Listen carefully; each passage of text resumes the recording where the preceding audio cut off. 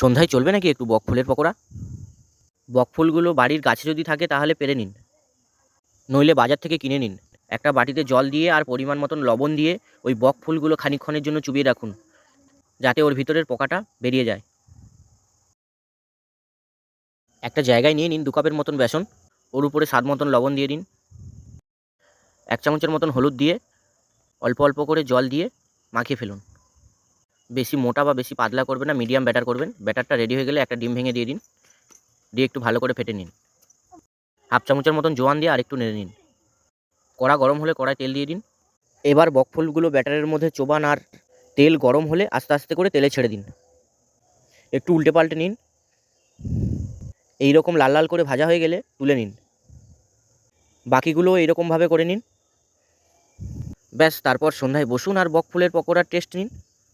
মুড়ির সাথে সন্ধ্যায় কিন্তু ভালো জমবে।